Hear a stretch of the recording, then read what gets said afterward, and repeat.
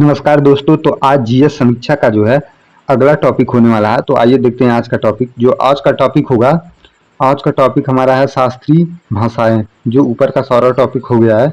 तो चलिए चलते हैं आज के टॉपिक की तरफ। आज का टॉपिक जो है शास्त्रीय भाषाएं का पहला क्वेश्चन दिया हुआ है, भारत की पहली शास्त्रीय भाषा कौन सी है? ऑप्शन ए रहेगा तमिल है। इसका व्याख्या देखते हैं। भारत में सर्वप्रथम तमिल को शास्त्रीय भाषा का दर्जा प्रदान किया गया था। 12 अक्टूबर 2004 को भारत सरकार ने इसे यह दर्जा प्रदान किया तथा उसी अवसर पर शास्त्रीय भाषाएं नामक नवीन श्रेणी का सृजन किया गया। प्रारंभ में यह विषय गृह मंत्रालय के अंतर्गत आता था। बाद में इस विषय की देख रेख का काम सांस्कृतिक मंत्रालय को सौंप दिया गया। दूसरा नंबर क्वेश्चन देखते हैं।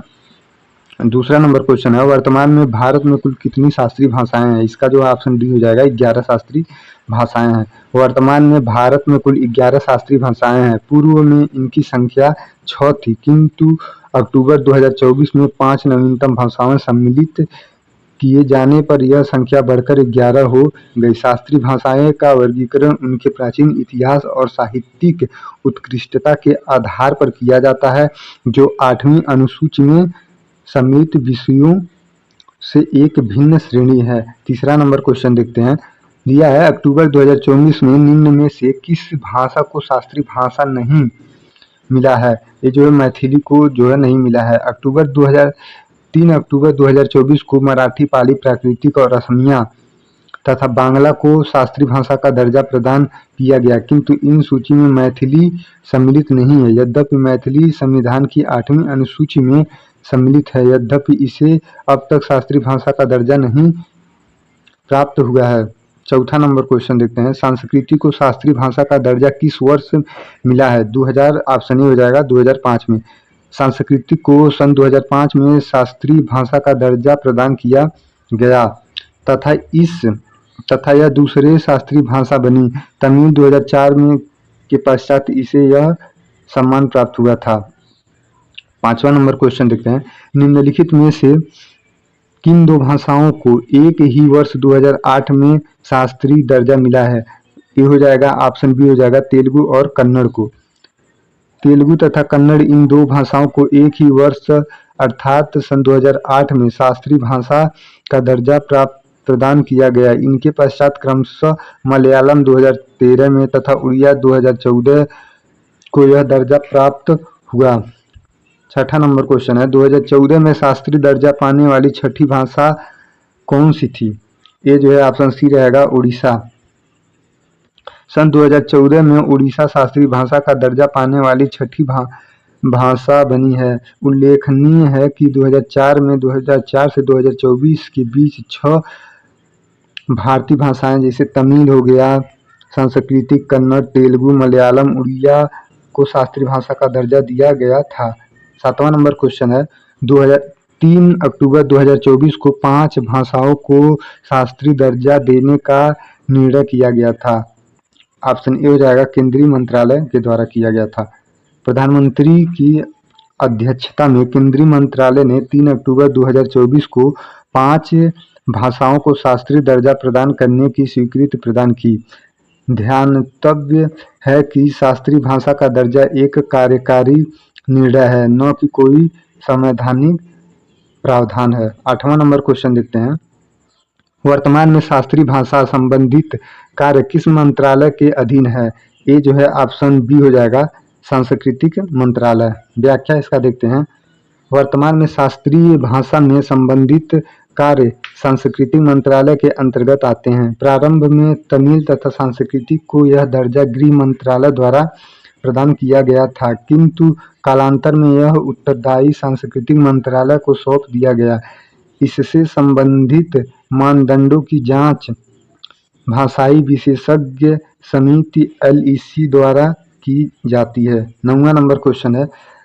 भाषाई विशेषज्ञ समिति LEC किस संस्था के अधीन कार्य करती है? ये जो है ऑप्शन सी हो जाएगा साहित्य अकादमी के अंतर्गत कार्य करती है। शास्त्रीय भाषा को मानदंडों की जांच करने वाली भाषाई विशेषज्ञ समिति (LEC) साहित्य अकादमी के अंतर्गत कार्य करती है, जो इसकी नोडल एजेंसी है। इस समिति का गठन नवंबर 2004 में किया गया था तथा 25 जुलाई 2024 को बैठक में मानदंडों को संशोधित किया गया। 10वां नंबर क्वेश्चन है, 2024 में संशोधित मानदंडों के अनुसार भारत के आरंभिक ग्रंथों अभिलिखित इतिहास की प्राचीनतम कितनी होनी चाहिए? ये जो है ऑप्शन हो जाएगा इसका डी हो जाएगा 1500 से 2000 वर्ष। व्याख्या देखते हैं। सन 2024 में संशोधित मानदंडों के अनुसार किसी भाषा के आरंभिक ग्रंथों अथवा अभिलिखित इतिहासों की प्राचीनता 1500 से 2000 वर्ष होनी चाहिए। 11 नंबर क्वेश्चन देखते हैं। निम्नलिखित में से कौन सी दो शास्त्रीय भाषाएं 8वीं अनुसूची में सम्मिलित नहीं है? ये जो ऑप्शन ए हो जाएगा पाली और प्राकृतिक। व्याख्या देखते हैं।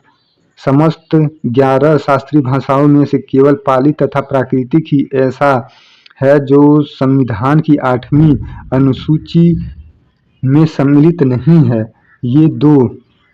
ये दोनों भाषाएं वर्तमान में जन सामान्य ही बोलचाल की प्रचलित नहीं है, अतः इन्हें मातृभाषा की संज्ञा दी जाती है। 12 नंबर क्वेश्चन देखते हैं। पाली भाषा मुख्यतः किस धर्म के प्राचीन ग्रंथों से संबंधित है? इसका जो है ऑप्शन बी हो जाएगा बौद्ध धर्म से संबंधित है। व्याख्या देखते हैं। पाली अनेक प्राचीन बौद्ध ग्रंथों की भाषा है तथा महात्मा बुद्ध ने अपने उपदेश इसी भाषा में दिए थे। इनके विपरीत प्राकृतिक भाषा का संबंध मुख्यतः जैन साहित्य से रहा है। 13 नंबर क्वेश्चन देखते हैं। शास्त्रीय भाषाओं हेतु उत्कृष्टता केंद्र किस संस्था से सम्मिलित हैं? इसका जो है ऑप्शन सी हो जाएगा CIIL मैसूर। व्याख्या देखते हैं। शास्त्रीय भाषाओं में अध्ययन हेतु उत्कृष्टता केंद्र सेंटर ऑफ एक्सीलेंस भारतीय भाषाएं संस्था CIIL मैसूर में स्थापित किया गया है। CIIL मैसूर विशेष रूप से कन्नड़, तेलुगु, मलयालम तथा उड़िया के संवर्धन हेतु संरक्षण का कार्य करता है। 14 नंबर क्वेश्चन देखते हैं। दिया हुआ है, दक्षिण भारत की कितनी भाषाओं को शास्त्रीय दर्जा प्राप्त है? ये जो है ऑप्शन डी हो जाएगा 4 भाषाओं को। दक्षिण भारत की कुल 4 भाषाओं को, जैसे हो गया तमिल, हो गया तेलुगु, कन्नड़ तथा मलयालम को शास्त्रीय भाषा का दर्जा प्राप्त है। इनके तमिल को सर्वप्रथम 2004 तथा मलयालम को सबसे बाद 2013 यह दर्जा प्राप्त किया गया।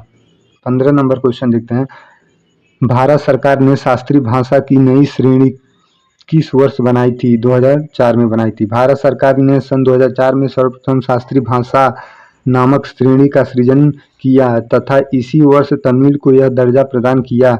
ध्यातव्य है कि यह श्रेणी संवैधानिक नहीं है, अपितु सरकारी अधिसूचना पर आधारित है। 16 नंबर क्वेश्चन देखते हैं।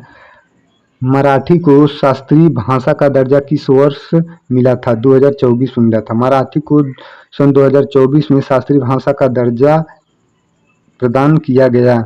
महाराष्ट्र सरकार द्वारा इस संबंध में प्रस्ताव सन 2013 में प्रेषित किया गया था। मराठी का प्राचीनतम उल्लेख नाणेघाट शिलालेख को माना जाता है। 17 नंबर क्वेश्चन देखते हैं। 2024 में जोड़ी गई 5 भाषाओं में से कौन सी प्राचीन बंगाल से संबंधित है? ये जो है ऑप्शन इसका बी हो जाएगा बांग्ला है।